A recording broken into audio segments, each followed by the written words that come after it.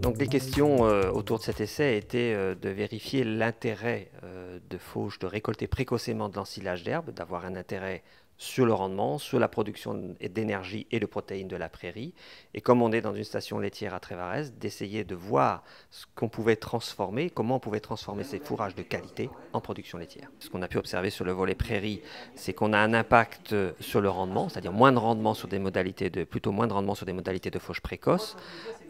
un peu plus d'énergie, 2 années sur 3, plus de protéines à l'hectare à chaque fois. Par contre, lorsqu'on regarde sur le volet animal, sur ce que produisent ce qu'on fait en production laitière les vaches laitières, on a 2 régimes alimentaires qui sont testés, un avec 40% d'ensilage d'herbe dans la ration, donc maïs dominant. Là, l'impact sur la production laitière n'est réel qu'une année sur 3. Et en situation de régime d'ensilage d'herbe dominant, sur la première année d'observation que l'on a pu avoir, l'impact est de plus de 3 kg de lait par vache produit pour des récoltes précoces. La contrepartie de tout ça, c'est qu'effectivement, pour faire 5 fauches par rapport à 3 fauches, il y a un impact sur le plan de travail, il y a un peu plus de travail de récolte, on a 5 chantiers au lieu de 3, donc c'est un peu plus de travail, et c'est un impact sur le coût à la tonne de matière sèche en défaveur pour la fauche précoce par rapport à la fauche plus classique tardive.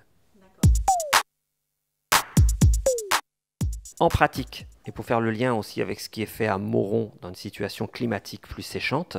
on a intérêt à se positionner sur des fauches précoces à des périodes où la pousse est active, où l'espérance de rendement par coupe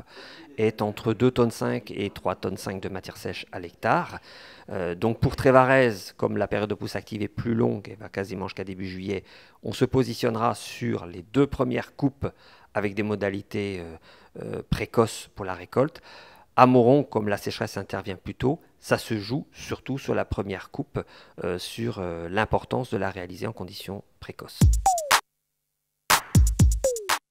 Les premières simulations que l'on a pu faire à Trévarez sur l'impact sur la production laitière en lien avec le rendement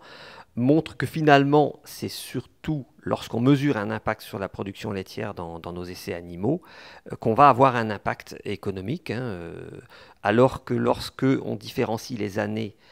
en matière de rendement, années favorables ou années défavorables, on n'observe pas d'impact sur le plan économique, d'avantage économique à faire des fauches précoces.